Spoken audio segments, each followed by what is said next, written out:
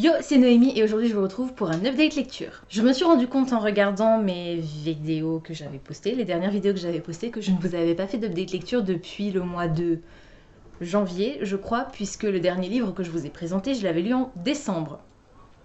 On est bon, on est très très bon. On est fin mars et du coup je vais vous parler de mes lectures de janvier, février et mars. Il n'y en a pas beaucoup, voilà, j'ai pas beaucoup lu en janvier, surtout en février en fait. En janvier j'ai lu pas mal mais surtout des mangas et en fait je vous les ai présentés dans ma pile à lire du mois de janvier puisque je voulais présenter un petit peu tard, du coup il y en avait certains que j'avais déjà lus. Donc je vais pas revenir dessus, je vais simplement vous présenter le seul roman que j'ai lu en janvier. En février, j'ai aussi lu un seul roman, j'ai lu quelques livres d'images mais rien de transcendant, donc je vais pas vous en parler ici. Et par contre au mois de mars, voilà, là j'ai un peu carburé et j'ai oublié de vous sortir ma lecture en cours, comme ça je vais aussi vous en parler. Du coup je commence avec le seul livre que j'ai lu en janvier, il s'agit de Harry Potter le prisonnier d'Azkaban, version illustrée par Jim Kay, donc toujours écrit par J.K. Rowling. C'est mon tome préféré en fait de la série Harry Potter, donc j'avais très hâte de découvrir cette histoire. Je me souviens plus pourquoi je l'avais mis dans ma pile à lire de décembre, puisqu'il était dans ma pile à lire de décembre. Voilà. En tout cas, bah voilà, j'ai adoré redécouvrir évidemment cette histoire, puisque comme je vous le dis, c'est mon tome préféré. Alors, vous allez sûrement entendre du bruit, c'est parce que j'ai laissé la fenêtre ouverte. En fait, il fait tellement beau que c'est hors de question que je m'enferme à l'intérieur. J'ai laissé la fenêtre entrebâillée. Je suis désolée pour le bruit si vous entendez des moteurs, des vélos, des cris d'enfants, parce que j'habite juste à côté d'une école. C'est mon tome préféré parce que c'est la première apparition de Sirius et de Remus, voilà, qui sont deux de mes personnages préférés. Le troisième étant Bellatrix, qui n'apparaîtra qu'un peu plus tard. Voilà, donc c'était juste un bonheur. Je vais essayer de vous trouver quelques illustrations. Vous n'êtes pas obligé de regarder, hein, parce que moi perso, j'avais... ça fait super longtemps qu'il est dans ma pile à lire, mais j'avais décidé de me garder la surprise jusqu'au moment où je l'ouvrirai, en fait. Parce que je ne voulais pas découvrir les illustrations avant le texte, en fait. Voilà. Donc, je suis contente de la représentation de mes personnages préférés. Mais je suis un peu déçue parce que j'aurais voulu les voir visuellement plus souvent. Dans le bouquin, ils sont omniprésents, particulièrement Remus, puisque Sirius, on le voit vraiment qu'à la fin. Mais je crois qu'ils ont chacun une illustration, en fait, pour les représenter, ce que je trouve dommage. Par contre, on voit super souvent Croutard et Pattes en rond. Voilà, donc je crois que je vous l'avais déjà dit une fois, mais il se trouve que j'avais lu le tome 1 plusieurs fois, mais que les autres, je les ai lus seulement une fois en fait. J'ai jamais relu les Harry Potter depuis la première fois que je les ai lus. Je les ai vus plusieurs fois, mais relus jamais, à part le tome 1. Et du coup, je redécouvre plein de détails qui m'échappent complètement quand je regarde simplement les films. Des trucs amusants, des trucs qui sont presque cruciales dans l'histoire et qui n'apparaissent à aucun moment dans les films. Voilà, donc... ça, c'est quoi? Ah ben, c'est Remus. Alors, vous allez peut-être pas bien voir parce que c'est pas la meilleure illustration que j'ai choisie, mais... en plus, il y a du reflet. Ah. Bref. C'est un peu compliqué. En plus, il est super lourd. Voilà, donc c'est une histoire que je connaissais, donc rien de nouveau sous le soleil. Ah, là, vous avez Sirius.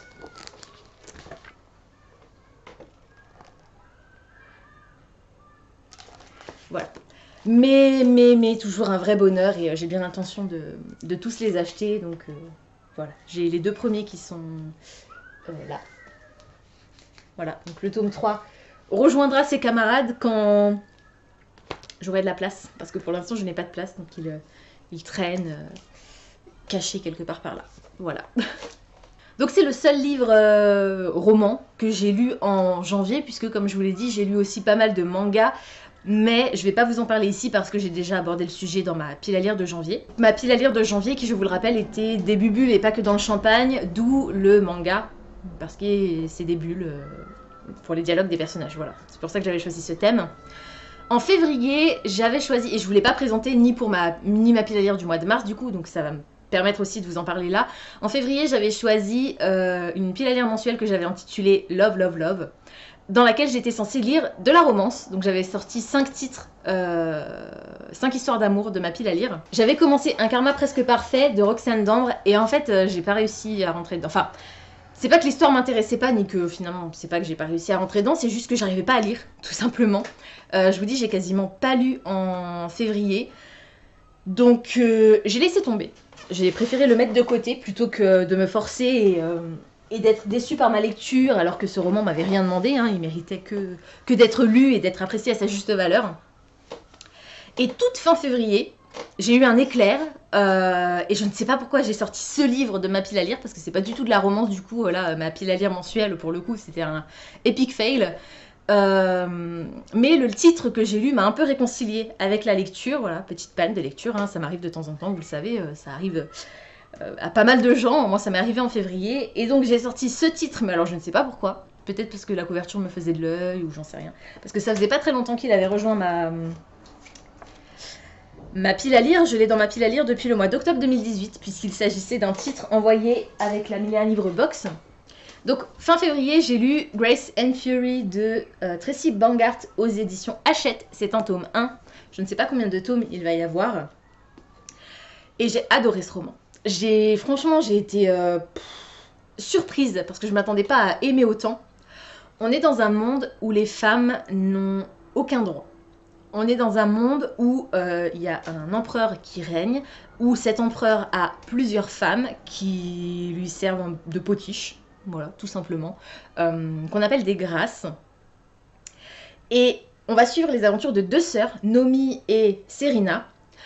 Donc Serena, qui est l'aînée, me semble-t-il, a toujours été formée pour être une grâce. Donc son but dans la vie, c'est de devenir une des épouses de l'héritier, de lui faire des enfants, d'être à ses côtés, mais toujours sans avoir d'opinion à donner. Et Nomi, qui est sa sœur cadette, donc, a pour but de servir son aînée. Elle a été formée dans le but de devenir sa suivante et de l'aider dans sa tâche de grâce, même si elle n'a pas grand-chose à faire à part être belle et se taire. Sauf que Ah oui, et il y a aussi une chose très importante, c'est que dans cette société, les femmes, donc comme je vous l'ai dit, n'ont aucun droit, et elles ont surtout l'interdiction de lire, elles n'ont pas le droit d'être en possession de livres, c'est carrément une loi qui leur interdit ça. Seulement Nomi, donc elles ont un frère aussi toutes les deux, seulement Nomi a appris à lire, grâce à son frère, qui lui va à l'école, puisque c'est un garçon, donc il a le droit d'aller à l'école. Et donc Nomi sait lire. Serena, elle, ne sait pas lire, mais comme Nomi lui racontait des histoires, elle connaît les histoires des classiques, des contes de ce pays, on va dire, sans savoir lire.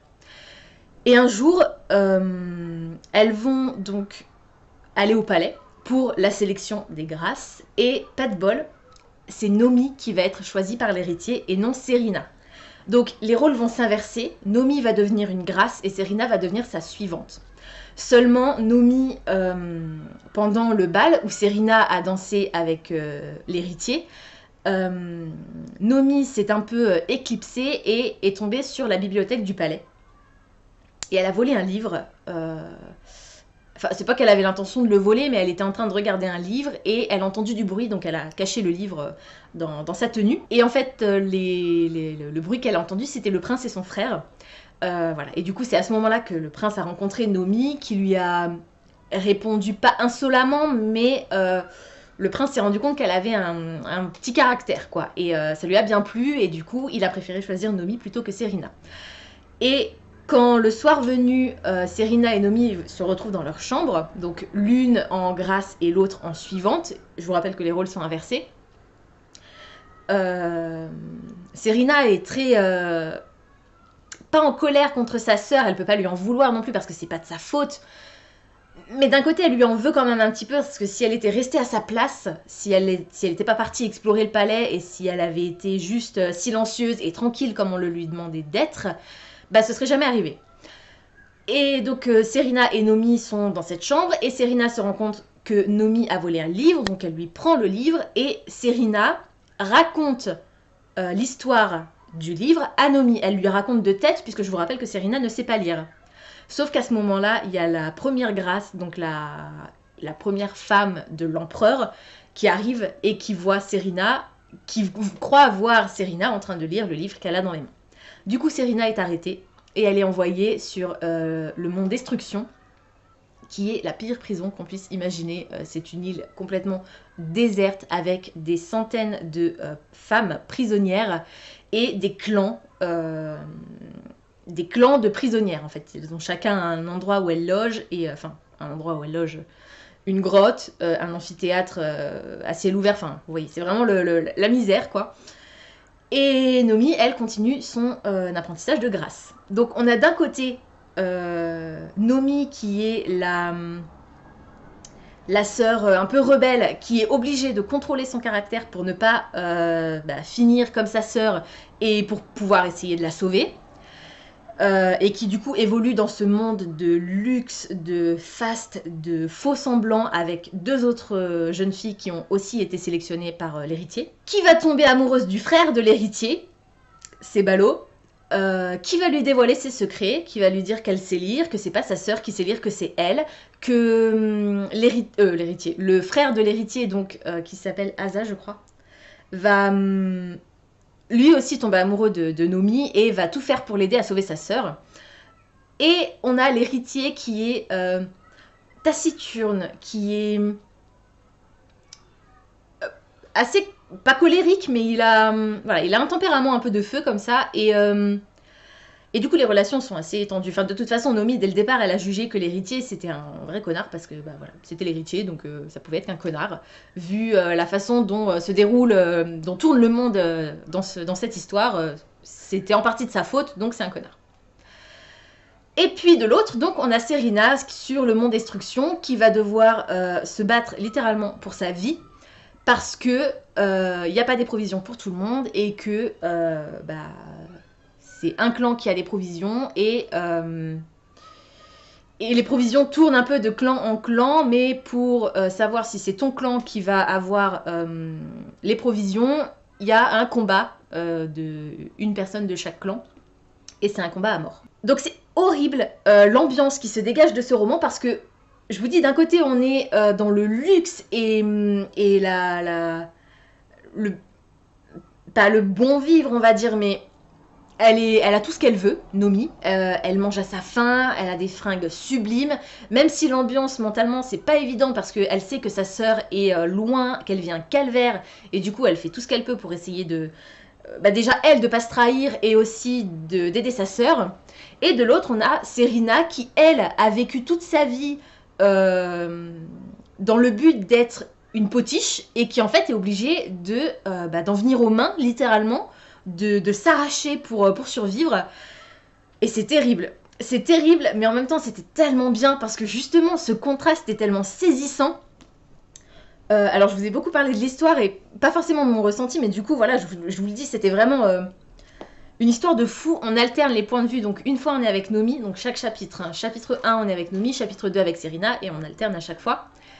Et à chaque fin de chapitre, on n'a qu'une envie, c'est de continuer de suivre la sœur dont on vient de lire le point de vue, et en même temps, au chapitre suivant, on est content de voir que l'autre sœur avance aussi. Enfin voilà, c'est un cercle vicieux un petit peu. Et finalement, bon, moi je l'avais un peu vu venir, et je vais pas vous dévoiler la grosse révélation de la fin de ce bouquin, mais je l'avais vu venir, mais ça m'a pas dérangé, parce que c'est ce que j'attendais du coup. Je l'avais vu venir, mais je l'attendais. Je voulais que ça se passe comme ça, et donc ça s'est passé comme je le voulais. Comme Nomi est à la cour, comme dans la plupart des cours, je suppose, c'est que faux semblant, tout le monde n'est pas ce qu'il prétend être. Voilà, donc la fin laisse présager un tome 2, mais juste hallucinant. Je n'ai aucune idée de quand il va sortir. Je vais essayer de chercher l'info, et si je la trouve, je vous le note par ici.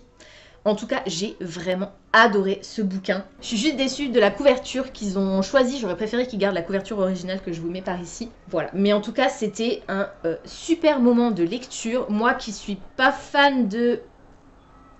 En fait, j'allais dire je suis pas fan de dystopie, mais c'est pas vraiment de la dystopie, parce que... Oh, quoique, je sais pas. Je sais pas, parce que on est dans un monde qui a été recréé de toutes pièces après un bouleversement. Donc peut-être que ça compte comme de la dystopie malgré tout. Il y a cette histoire de classe, entre guillemets, entre l'héritier, enfin l'élite, donc l'héritier, l'empereur, tout ça, et le peuple, qui sont tous en dessous de l'empereur. Et il y a les grâces qui réussissent à s'élever un peu. Voilà. Donc peut-être qu'on peut comparer ça à de la dystopie, mais ça n'a rien à voir avec Hunger Games, Divergent ou tout ça. Enfin, si c'est de la dystopie, c'est un tout autre genre de dystopie. Et j'ai adoré cette histoire. Je vous la recommande de tout cœur. Donc c'était ma seule lecture du mois de février. Voilà. Et pour le mois de mars, j'ai beaucoup plus lu. Et franchement, je suis trop fière.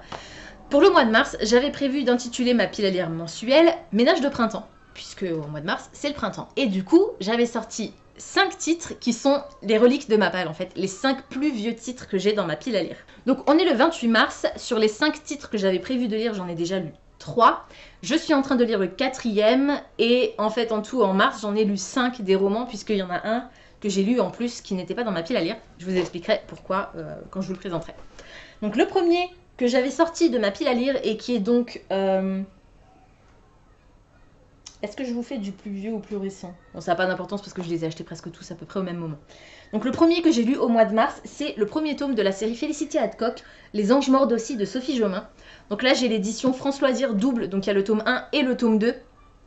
Mais j'ai lu que le tome 1 pour l'instant, j'ai laissé mon petit marque-page à l'intérieur. Pour l'instant j'ai lu que le tome 1. Voilà, donc c'est quand même déjà un petit pavé. Et j'ai adoré cette histoire. Oh purée, c'était tellement drôle. J'arrêtais pas de rigoler.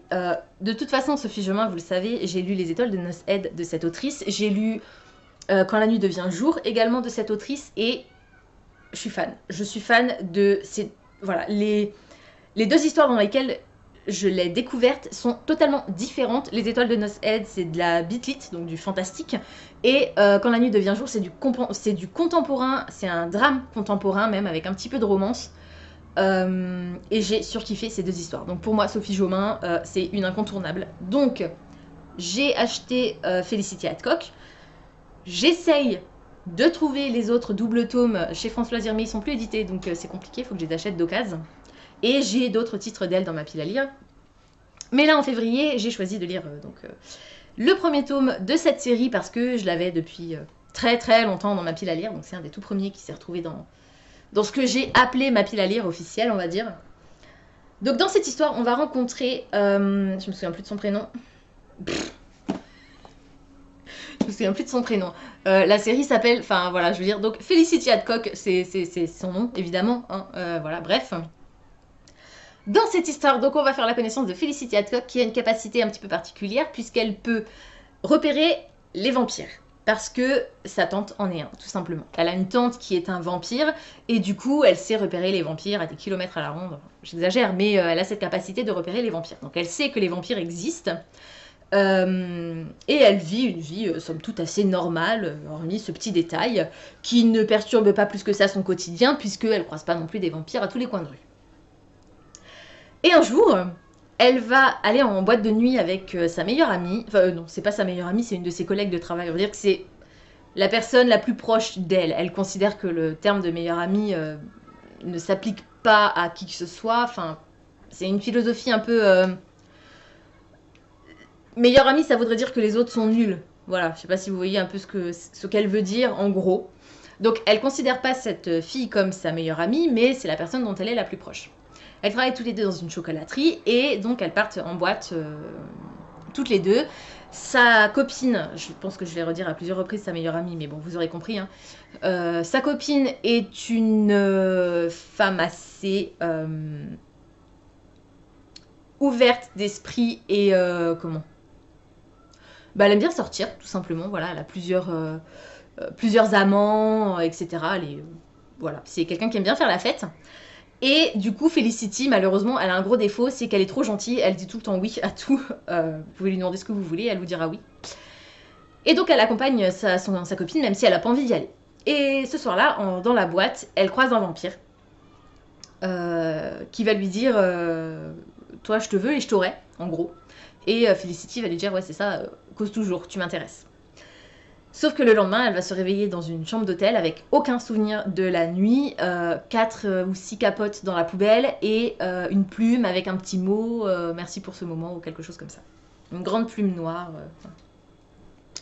Donc elle est un peu choquée, puisqu'elle avait juré de jamais coucher un vampire. Elle avait surtout juré à sa mère, qui est décédée, de ne jamais sortir avec un vampire.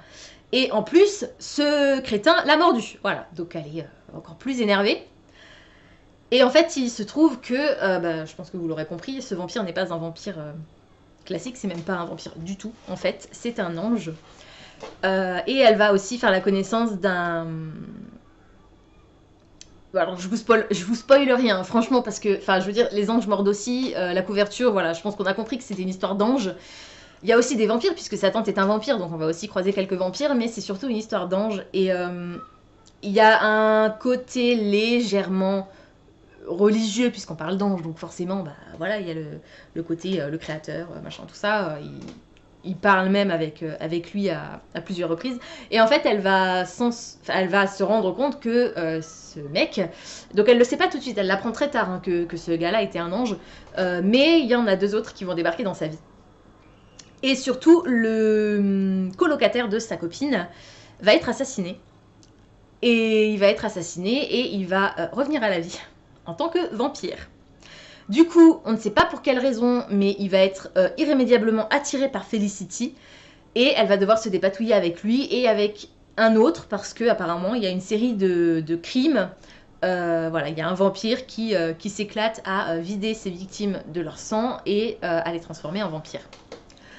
Donc elle va être embarquée un petit peu dans toute cette histoire avec ses vampires, ses anges. Elle est un petit peu paumée, elle sait pas trop où elle en est du coup. C'est hilarant, c'est plein d'humour noir, c'est sexy parce qu'il y a pas mal de scènes olé olé, mais j'ai adoré, c'était franchement génial, j'ai passé un super moment de détente, je l'ai lu super vite, voilà, et du coup j'ai qu'une envie, c'est de lire la suite en fait, mais patience, j'ai d'autres choses à lire avant, en tout cas je sais que si à un moment je me trouve dans une panne de lecture, je me plongerai direct dans le tome 2 parce que franchement j'ai adoré et voilà, c'était génial. Pareil, celui-là, je vous le conseille de tout cœur. C'est une série qui date un peu. Je sais pas si je vais avoir la date là parce que 2011 chez Rebelle Édition, il est dédicacé en plus.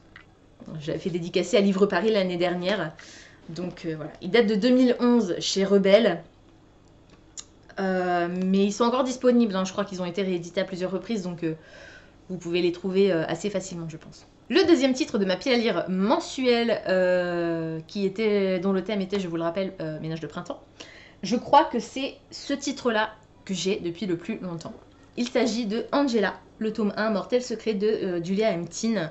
C'est une autrice française, c'est publié chez Rebelle. Je perds mes cheveux. Et c'est aussi une histoire d'ange, voilà, alors c'était pas fait exprès, hein, mais voilà, c'est aussi une histoire d'ange que j'ai pas aimé en fait. Et je suis trop déçue de ne pas l'avoir aimé parce qu'il est dédicacé. Voilà, donc il est sur ma boutique Price, malgré la dédicace. Si ça peut intéresser quelqu'un, voilà, n'hésitez pas à aller jeter un œil. Je vous dis allez l'acheter alors que je vous dis que je ne l'ai pas aimé, mais bon.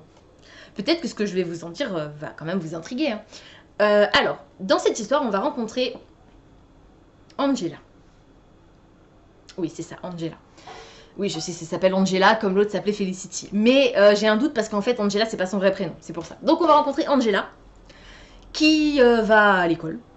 Voilà, c'est une jeune fille d'apparence tout à fait normale, sauf qu'elle a elle aussi un pouvoir.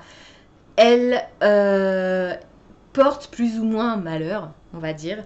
Elle a la capacité de voir la mort des gens. En fait, elle a vu sa mère mourir avant l'accident de sa mère. Elle a vu sa meilleure amie mourir quand elle avait 10 ans, avant que sa meilleure amie ne meure.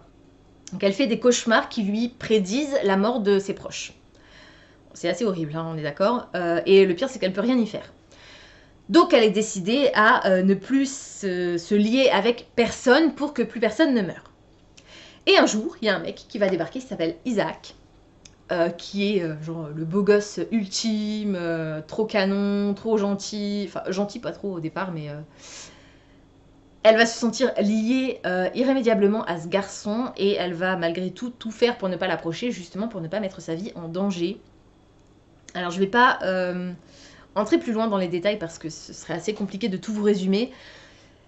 Il se trouve qu'ils sont effectivement liés, par une vie antérieure, dans laquelle ils étaient tous les deux des anges. Je ne vais pas rentrer dans les détails de quelle sorte d'ange, parce qu'il y a aussi ce genre de choses.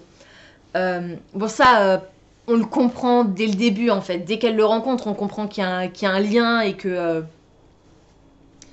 elle le dit elle-même qu'elle ressent qu'il y a un lien, donc je vous spoil vraiment rien, hein, ou alors je suis désolée si vous trouvez que c'est du spoil.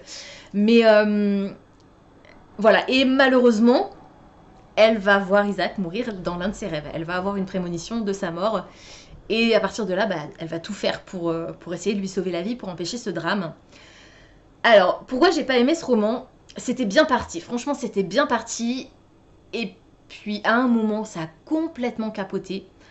Ce livre m'a fait le même effet que le tome 6, 4 de Vampire Diaries. C'est-à-dire que au bout d'un moment, c'est bon quoi, ça part dans tous les sens, c'est n'importe quoi, c'est plus crédible en fait. Donc ce livre-là m'a fait cet effet-là. Je me suis dit au bout d'un moment, l'autrice elle a des bonnes idées, c'est vachement intéressant cette histoire d'anges différents, d'anges déchus entre guillemets, et de la façon dont ils cohabitent entre eux. Mais elle aurait pu s'arrêter là en fait. Ça aurait été juste une histoire... Bon alors c'est clair, ça aurait été un peu plus classique. Mais là, non. Enfin, c'était trop pour moi en fait. C'était pas ce que j'avais envie de lire. Angela a des réactions totalement aberrantes. Il y a des ficelles énormes. J'avais vu venir la fin à des kilomètres à la ronde et elle comprend rien, elle capte rien à ce qui se passe. Il y a des personnages qui débarquent sous une autre forme que la leur, on va dire. Bon, j'espère que... Bon, de toute façon, je suis pas sûre que vous ayez envie de le lire après ce que je vous en dis, mais bon. Et c'est évident que c'est eux, en fait. C'est comme... c'est comme Superman. C'est comme Superman. Ils enlèvent leurs lunettes et c'est Superman. C'est plus Clark Kent. Enfin, voilà. Bon, là, c'est quand même différent. Ils enlèvent pas juste leurs lunettes, ils changent carrément de forme. Mais c'est tellement évident, en fait, que tel animal, c'est tel personnage, que tel animal, c'est tel personnage. Je sais pas comment elle fait pour ne pas capter ça. D'autant que c'est pas comme si elle était... dans un monde sans magie, entre guillemets. Elle a cette capacité de voir la mort des gens, donc elle sait déjà qu'il y a une part de fantastique qu'elle ne peut pas expliquer dans le monde dans lequel elle vit. Donc je ne comprends pas pourquoi elle met tellement de temps à capter ce qui se passe autour d'elle, en fait. Donc ça m'a assez saoulée. En plus de ça, les personnages sont plus jeunes que ce à quoi je m'étais attendue. Ils sont au lycée, mais pas toute fin du lycée, je crois. Ils doivent avoir dans les 16 ans. Il me semble, je crois, je suis pas sûre. Peut-être 17. Mais du coup, ils sont ouais, à peu près... Je sais pas, il y a... Au niveau de l'âge, ça va encore, ils sont pas tellement jeunes, mais au niveau des réactions, enfin, voilà. J'étais trop déçue par l'histoire. Et alors, la fin, je vous dis, j'avais vu venir à des kilomètres. Il y a juste un truc que j'avais pas réalisé, qui s'est produit. Et je me suis dit, c'est bon, voilà... La meuf, il y a tous les malheurs du monde qui lui tombent dessus. Et en plus, ils lui font subir ça. Enfin... Ça m'a saoulée en fait. Ça m'a saoulée parce qu'ils auraient très bien pu Enfin, l'autrice aurait très bien pu créer une fin différente qui aurait été sans être plus positive, puisque j'aime beaucoup la tournure qu'elle donne à la relation des deux personnages principaux. Au moins, ce qui se passe avec le père d'Angela à la fin, au moins qu'elle fasse autrement en fait. Bref, je vais pas vous en dire plus. Voilà, c'est un livre avec lequel j'ai été... C'est un livre qui m'a déçue, tout simplement. Je l'ai fait dédicacer en 2013 à Saint-Louis. Donc, oh la vache, ça remonte à si loin. Et c'est le jour où je l'ai acheté. Donc, je l'ai depuis 2013 dans ma pile à lire. On est en 2019. Hein. Bravo. Je vous jure. Donc voilà, tout ce temps dans ma pile à lire pour ça. Je devrais, à partir de maintenant, je devrais acheter, lire, acheter, lire, acheter, lire. Voilà. Malheureusement, si c'était si simple, je n'aurais pas une pile à lire monstrueuse et le terme de pile à lire n'existerait pas. Bref, allez, je vais passer au suivant. Le troisième titre qui est depuis très longtemps dans ma pile à lire et que j'ai sorti au mois de mars, c'est le premier tome de la série Charlotte Davidson, premier tome sur la droite de Darinda Jones aux éditions Milady, collection Beat Lit. Alors, j'avais trop hâte de sortir ce titre parce que Moody et Margot en parlent énormément. C'est leur série chouchou en fait qu'elles lisent en lecture commune. Et j'avais vraiment envie de découvrir cette histoire moi-même, d'autant que c'est de la beat donc c'est censé être... Enfin, chez Milady dans cette collection, c'est censé être drôle, sexy, léger, mais en même temps dramatique avec pas mal de darceur. Darceur, n'importe quoi. Noirceur, darceur, c'est un mélange entre dark et noirceur, bref. De noirceur. Alors, j'ai pas été déçue. Je m'attendais à autre chose. En fait, je vais vous montrer, vous allez... Je sais pas si vous allez bien voir, mais... Oui, vous allez voir. Donc, humour, action. Donc, l'action est représentée par 2 épées et l'humour est représenté par un smiley qui sourit et qui a surtout des dents de vampire. Donc, je m'attendais à une histoire de vampire. Et mais pas du tout. C'est pas du tout ça. Et jusqu'à la presque toute fin, j'étais persuadée que le personnage masculin était un vampire. Et en fait, non. J'ai été complètement flouée. Voilà. J'ai été trompée sur toute la ligne. Mais c'est pas plus mal parce que du coup, ça change un peu. Et j'adore l'identité du personnage principal masculin. Donc dans cette histoire, on va faire la rencontre de Charlotte Davidson qui a elle aussi une capacité extraordinaire. Elle peut communiquer avec les morts et elle est elle-même un portail, donc le portail, le seul portail qui existe, et qui permet aux fantômes de passer de l'autre côté. De l'autre côté. Donc, c'est la faucheuse, et comme je l'ai dit, elle est la seule sur Terre à avoir ce pouvoir. Elle a l'habitude de ça depuis qu'elle est toute petite. Elle se souvient de chaque minute de son existence depuis le jour de sa naissance. C'est un truc de fou. Elle parle et elle comprend toutes les langues du monde. Je kifferais trop avoir ce pouvoir d'être polyglotte comme ça, de connaître toutes les langues du monde, ça doit être génial. Donc voilà. Et alors elle va être appelée... Comment ça se passe? Ah non, elle se réveille un matin avec un fantôme au pied de son lit. Et donc le fantôme lui dit, bah... J'ai été attirée par vous, est-ce que vous pouvez m'aider à découvrir qui m'a assassiné, puisque le fantôme a été assassiné. Et en fait, elle va être... donc son père et son oncle, qui sont frères, sont flics. Donc son père est à la retraite maintenant, mais son oncle travaille toujours, il est flic. Et elle s'est mise à son compte en tant que détective privé, et du coup elle est consultante sur les enquêtes de son oncle. Et son oncle va l'appeler pour lui prévenir qu'ils ont trouvé un cadavre, et bah, en l'occurrence le cadavre... non, c'est pas lui, mais c'est un de ses collaborateurs, tout simplement. Donc en fait, ils sont 3, finalement. Ils sont 3 avocats du même cabinet, et ils ont tous les 3 été assassinés la même nuit. Et du coup, il va falloir essayer de découvrir pourquoi, comment, par qui. Donc ça, c'est la trame de fond, hein. Non, c'est pas la trame de fond, c'est l'histoire du tome 1. Voilà, donc essayer de deviner, de résoudre cette enquête, tout simplement, grâce au don de Charlie. Et parallèlement à ça, depuis 1 mois à peu près, elle fait des rêves érotiques qui paraissent tellement vrais qu'elle se réveille tremblante, en sueur, voilà, avec un homme qu'elle n'arrive pas à identifier, mais qui est le meilleur amant qu'elle ait jamais eu. Et voilà, elle sent qu'il y a vraiment un lien entre eux, mais elle n'arrive pas à l'expliquer. Et un jour qu'elle est dans sa douche, elle sent cet homme qui est derrière elle, en fait, et qui l'appelle Dutch. Et là, elle a un flashback d'un seul coup parce qu'il n'y a qu'une seule personne au monde dans toute sa vie qui l'a appelé comme ça. Donc, elle suppose que c'est cette personne et elle va essayer tout au long de l'histoire de retrouver cette personne.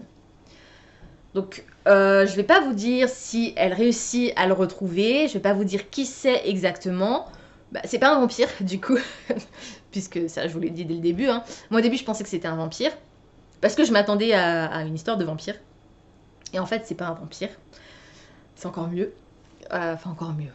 C'est pas forcément encore mieux, mais c'est vraiment assez énorme, en fait, comme révélation. Et j'ai adoré la tournure de cette scène dans laquelle, au moment où elle comprend, en fait, qui il est, c'était vraiment bien écrit, j'ai trouvé. J'ai adoré cette scène, c'était super bien écrit. Voilà, donc du coup j'ai hâte de connaître la suite des événements parce que le problème c'est que lui il est recherché et que s'ils réussissent à le trouver lui, enfin quand je dis il, je peux pas vous dire qui, mais les personnes qui le cherchent, s'ils réussissent à le retrouver lui, ils vont la trouver elle, et le problème c'est qu'il ne faut absolument pas que les méchants, on va dire, mettent la main sur elle, et donc il lui dit que il sera obligé de la tuer, en fait, pour que son pouvoir ne soit pas entre les mains de mauvaises personnes. Donc c'est intense, hein, quand même, comme relation. Franchement, j'ai adoré cette histoire. J'ai adoré parce que ça changeait de ce que j'avais l'habitude de lire. C'est bourré d'humour, Charlie est juste incroyable, même si il y a certaines petites réflexions qui m'ont paru un peu... comment dire, elle est un peu lourde parfois. Pas beaucoup, pas tout le temps, hein, c'est juste, voilà, elle fait une réflexion, elle dit un truc drôle, et le problème c'est qu'il y a parfois un peu de surenchère, et voilà, c'est le côté surenchère un peu qui m'agace, mais franchement ça va, parce que l'ambiance à côté de ça, la trame de fond avec l'identité de ce mystérieux homme, c'est tellement sombre, et l'enquête qui mène en parallèle, c'est aussi assez noir, hein. Donc finalement c'est assez équilibré, et voilà, pareil, du coup j'ai hâte de lire la suite. Le seul truc qui me fait un peu peur, c'est qu'il y a déjà beaucoup de tomes qui sont sortis. Je crois qu'on est au tome, je vais dire 13. Ça se trouve c'est beaucoup plus, mais au moins 13, ça c'est sûr. Voilà, en tout cas, je sais que je vais lire la suite, c'est sûr. Je les ai sur ma liseuse en plus, je crois. Donc pareil, si jamais j'ai une panne de lecture entre Felicity Hadcock et Charlie Davidson, voilà, je saurai vers quoi me tourner. D'ailleurs, maintenant que je dis ça, ça me fait penser que du coup Felicity Hadcock, Charlie Davidson et Angela, c'était 3 titres avec... le prénom du personnage principal. Alors Charlie Davidson, je l'ai emmené dans mon trajet de Strasbourg à Paris pour aller donc chez ma copine Diane pour aller à Livre Paris, et je l'ai fini chez Diane. Mais je ne voulais pas emmener d'autres titres de ma pile à lire mensuelle, même si je savais qu'il me faudrait la lecture pour le retour, parce que je voulais pas me charger d'un livre en plus, même si c'est un livre de poche, vous allez voir tout à l'heure. J'avais pas envie d'avoir ce livre en plus, sachant que j'allais déjà en ramener, et je m'étais dit, tant pis, au pire, je commencerai un des livres que j'achèterai sur place. Ce que j'ai fait, du coup, j'ai même laissé Diane choisir, et elle a choisi le plus court, tout simplement. Comme ça, c'était vite lu, et puis je pouvais vite enchaîner avec le reste de ma pile à lire mensuelle. Et du coup, le titre que j'ai acheté à Livre Paris, et que j'ai lu, que j'ai fini il y a 2 jours, je crois, que j'ai commencé à lire dans le train, c'est celui-ci, Le temps d'un Noël de Anne-Claire Chilan aux éditions Sharon Kenna. Donc il est dédicacé, mais je vous l'ai montré déjà dans mon book haul de Livre Paris et autres. Alors, oui, je lis des romances de Noël en mars. Bref, franchement, ça me pose aucun problème. Je pourrais même lire de la romance de Noël en août, ça me poserait aucun problème. C'est une période que j'adore, et peu importe le moment de l'année, c'est léger, c'est sans prise de tête. Je suis mitigée concernant cette lecture parce que c'est une romance de Noël, alors c'est couru d'avance en fait. Dès le départ, on sait comment ça va finir. Mais c'est mignon, c'est plein de bons sentiments. Ça se passe à Noël, il y a de la neige, il y a de la bouffe, il y a de l'amour, c'est... voilà. Donc ça peut être que sympa. Maintenant, le gros point négatif, donc, c'est le personnage principal qui est borné, obstiné et surtout aveugle, mais alors du début jusqu'à la toute fin, quasiment jusqu'à l'épilogue, hein, il ne veut pas voir, et c'est la seule personne qui ne voit pas ce qui est en train de se dérouler sous ses yeux, en fait. On est, si vous voulez, au début de l'histoire, on est avec Adam, qui, il y a 1 an, a fait sa demande en mariage à sa petite amie de l'époque, qui l'a refusée et l'a jetée en lui disant « Non mais c'est une blague ou quoi, enfin, non, jamais je t'épouserai. » Bon bref, un truc comme ça. Bon, super sympa, la meuf déjà à Noël, tu pouvais le larguer en délicatesse, hein, peut-être, mais bon, ça n'a pas été le cas, ça s'est assez mal passé. Du coup, depuis, forcément, Noël pour lui, c'est plus trop la fête, quoi. Et il va passer l'année qui suit, donc il va avoir passé cette année à regretter de pas avoir vu les signes qui auraient pu lui montrer que elle n'aurait pas accepté. Et surtout, il va se poser la question de pourquoi. Pourquoi elle a refusé de l'épouser, en fait. Et le problème, c'est que il lui a pas posé la question, et du coup, il a jamais eu la réponse, donc ça le hante. Et il va prendre un taxi en rentrant du boulot une fois, et le chauffeur de ce taxi s'appelle Nicolas. Et il se trouve que Nicolas va le ramener chez lui, et quand Adam va se réveiller le lendemain matin, il sera revenu 1 an en arrière, juste avant Noël. Donc Alicia, sa future ex-fiancée, est toujours là. Voilà, ils ont une boîte tous les 3, donc Adam, Alicia et le meilleur ami d'Adam. Ils ont une boîte dans la publicité, dans la com, je sais plus trop. Voilà, ils ont monté cette boîte ensemble en Californie et à San Francisco exactement. Et Et du coup, donc ils vont tous, je sais plus où, mais dans la campagne, pour Noël, dans le Maine. Voilà, c'est ça, c'est écrit là, dans le Maine. Pour Noël, chez les parents d'Adam. Donc c'est un peu, vous savez, le tableau parfait, le chalet, la neige, la déco shabby chic, montagnarde. Voilà, donc c'est un peu le truc qui me fait rêver, moi. Dans les romances de Noël, c'est un peu les décors. Et donc Adam va essayer de faire en sorte que cette fois-ci ça marche.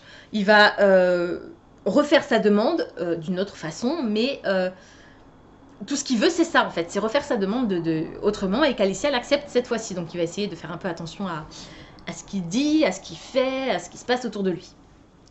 Sauf qu'en fait, jusque-là pour nous ça va, on se dit ok, et à un moment il y a un personnage qui débarque dans le décor, c'est la meilleure amie d'Adam, qui est son amie d'enfance. Bon, je crois que j'ai pas besoin de vous en dire plus en fait, comme ça je vais pas vous spoiler toute l'histoire, mais je pense que vous avez compris. À partir du moment où cette fille débarque, c'est clair pour le lecteur en fait, et c'est clair pour tous les personnages autour d'Adam, que qu'est-ce qu'il fait en fait, à quoi il pense, pourquoi il fait ça, ouvre les yeux mec, et en fait je vous le dis, jusqu'à la fin de l'histoire, il arrête pas de dire que Alicia, ça peut être qu'elle en fait, ça peut être qu'elle. Et il en démord pas, il en est persuadé. Je vous laisse découvrir comment ça va tourner. Je vous laisse découvrir si il va refaire sa demande à Alicia, si elle va l'accepter. Et je vous laisse découvrir du coup comment ça se termine. J'ai apprécié la fin. Et le côté ça pouvait être qu'elle, ça me saoule. Ça m'a saoulé. À chaque fois qu'il disait ça dans l'histoire, il le répète à plusieurs reprises. Parce qu'en fait, quand les gens lui demandent mais pourquoi elle en gros, hein, je dis pourquoi elle, c'est un peu violent comme question. Mais quand les gens tournent autour de cette question et sans la poser, mais voilà, Adam comprend que c'est ce qu'ils veulent dire, à chaque fois, il leur répond parce que ça pouvait être qu'elle. C'était une évidence, ça pouvait être qu'elle. Et la question derrière ça, c'est mais pourquoi? Pourquoi ça pouvait être qu'elle en fait? Et pour nous, mais c'est clair dès le départ que ça pouvait être qu'elle. Parce que ça pouvait pas en être une autre. Ma dernière phrase là était à double sens. J'espère que vous aurez compris le sens que je voulais lui donner. Voilà, j'ai passé un bon moment, même si je vous dis le personnage principal m'a saoulé à plusieurs reprises. J'avais envie de lui dire mais réveille-toi mec. En même temps, si c'était réveillé, l'histoire aurait pas duré aussi longtemps, sachant qu'elle est déjà assez courte. Voilà, donc j'ai passé un bon moment. C'était chouette, je trouve que la couverture est vraiment jolie, je pense que je le ressortirai peut-être. Un Noël par-ci, un Noël par-là, de temps en temps. C'est une histoire qui est assez courte, donc c'est toujours sympa d'avoir une romance de Noël dans ma bibliothèque. Du coup, je vais finir cette vidéo en vous parlant de ma lecture en cours. Donc, une autre des reliques de ma palle, c'est La promesse des ténèbres de Maxime Chatham aux éditions Pocket. Donc, ce livre est sorti en 2009 chez Albin Michel. Donc il est sorti en 2010, 2011 peut-être, ça dépend s'il est sorti en début ou en fin d'année, chez Pocket. Donc je viens de le commencer, hein, j'en suis vraiment pas loin, ça c'est ce que j'ai lu. Hein. Donc j'ai lu le premier chapitre en fait, j'ai lu le prologue et le premier chapitre.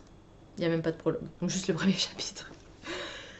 Alors, La promesse des ténèbres, c'est un préquel à l'âme du mal, à la trilogie du mal de Maxime Chatham. Alors, si vous n'avez pas lu l'âme du mal, ça va être compliqué de voir où je veux en venir. Dans le tome 2 de la trilogie du mal, je me souviens plus du titre, c'est pas grave. Donc dans le tome 2 de la trilogie du mal, on rencontre un personnage féminin qui est flic et qui a perdu son mari dans des circonstances que tout le monde ignore, puisqu'il a juste disparu et on ne sait pas ce qu'il est devenu en fait. La promesse des ténèbres, c'est l'histoire du mari. Donc on va enfin savoir ce qui lui est arrivé. Enfin, enfin, ça fait déjà des années qu'on le sait, vu que le bouquin est sorti il y a 10 ans. Putain, il y a 10 ans. Bref, je me désespère. Ce bouquin est sorti il y a 10 ans et je le lis que maintenant. Bon, c'est pas grave. Donc on va suivre, je me souviens plus comment il s'appelle, Brady. On va suivre Brady qui est journaliste d'investigation dans les milieux dans les bas-fonds de New York, dans une sorte de ville souterraine où tous les trafics en tout genre existent. C'est vraiment super dark, c'est vraiment super violent. Et donc on va découvrir ce qui lui est arrivé, tout simplement. Comment on en arrive à sa disparition dans la trilogie du mal. J'ai trop hâte de le lire parce que du coup ça me permettra de clôturer cette histoire et surtout d'enfin savoir ce qui lui est arrivé. Moi je le saurais même si la femme ne le saura jamais. En même temps c'est un personnage donc on s'en fiche un peu mais voilà. On va dire que moi quand je le saurai elle le saura aussi. Bref, je m'égare. Et en même temps j'appréhende parce que ça promet d'être ultra violent et ultra gore et je m'attends à des trucs mais monstrueux. Donc j'appréhende. Pour l'instant ça va. J'ai lu que le premier chapitre donc pour l'instant ça va. Mais déjà rien que le premier chapitre, enfin je m'interroge beaucoup, j'ai pas tout compris en fait ce qui se passe dans le premier chapitre. Et en fait là je vois quand j'ouvre sur le chapitre 2, 3 jours plus tôt. Donc c'est normal que je comprenne pas tout ce qui se passe. Puisque je suis sur un flash forward. Donc flashback, revenir en arrière, flash forward, aller en avant. Bref. Voilà, donc j'ai hâte d'avancer dans cette histoire. Je suis censée le lire en mars, hein, puisqu'il fait partie de ma pile à lire de mars. On est déjà le 28, donc il me reste 3 jours et demi, on va dire. Sachant que je lis pas beaucoup dans la journée, sachant que c'est écrit pas très gros, sachant qu'il fait 500 pages. Donc pour l'instant, je vais pas pouvoir vous en dire plus en fait, parce que je suis vraiment qu'au tout début. Donc voilà, mais je voulais juste vous mentionner que je lis celui-là en ce moment, et j'espère l'avoir fini vraiment avant le mois d'avril, parce que j'ai prévu une autre pile à lire thématique au mois d'avril, et que j'aimerais bien entamer cette pile à lire à l'heure. Voilà, c'est tout pour aujourd'hui, j'espère que cette vidéo vous aura plu. Comme d'habitude, n'hésitez pas à me dire dans les commentaires si certains des titres que je vous ai présentés aujourd'hui vous intéressent, si vous les avez déjà lus et surtout ce que vous en avez pensé. Pensez à vous abonner à la chaîne, à liker et à partager cette vidéo, ça me fera toujours plaisir. Pensez également à activer la petite cloche des notifications qui vous permettra de savoir quand je poste du nouveau contenu. En attendant de vous retrouver, je vous souhaite d'excellentes lectures et je vous dis à très bientôt dans une prochaine vidéo. Ciao!